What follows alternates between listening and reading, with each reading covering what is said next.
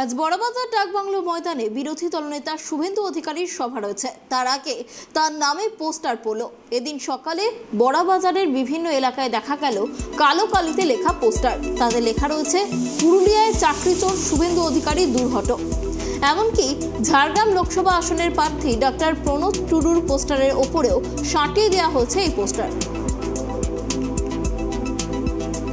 এই বিষয়ে বিস্তারিত কথা বলবো, আমাদের সঙ্গে রয়েছে আমাদের প্রতিনিধি অমিত। দেখো, যেমনটা জানা যাচ্ছে আজ সভা রয়েছে শুভেন্দু অধিকারীর, আর তার আগে পোস্টার রাজনীতি, কি বলবে?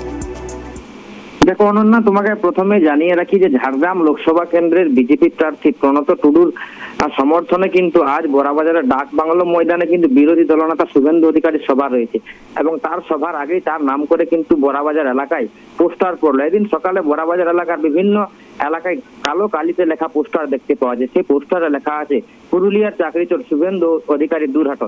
এমনকি ঝাড়গ্রাম লোকসভা কেন্দ্রের বিজেপি প্রার্থী যে প্রণব টুডু, তার পোস্টারের উপরেও কিন্তু এরকম পোস্টার ছাটিয়ে দেওয়া হয়।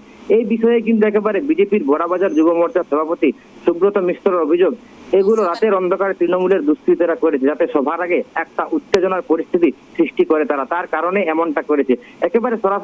একেবারে সরাসরি কিন্তু বিজেপির অভিযোগ তৃণমূলের দিকে, এবং সভার আগে এরকম পোস্টার মেলায় কিন্তু বড়বাজার এলাকায় কিন্তু চাঞ্চল্য ছড়িয়েছে। তবে তৃণমূলের তরফ থেকে এখনো তেমন কোনো প্রতিক্রিয়া না পাওয়া গেলেও বড়বাজারের ব্লক তৃণমূল সভাপতি লম্বোদর মাহাতোর সাথে ফোন মারফত যোগাযোগ করা হলে তার কাছ থেকে জানা যায়, তিনি জানান যে এই বিষয়ে বড়বাজার এলাকায় যে পোস্টার পড়েছে তা তিনি জানেন না এবং বিষয়টা তিনি খোঁজ নিয়ে দেখছেন, এমনটাই কিন্তু তৃণমূলের তরফ থেকে জানা যায়।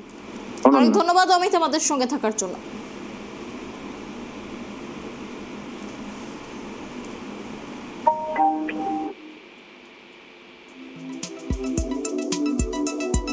আমি এতটাই বলতে পারি, যারা এই ধরনের কাজ করেছে তারা বুঝে গেছে যে ওদের আর কিছু নেই, ওদের পুরোপুরি শেষ সময় চলে এসেছে।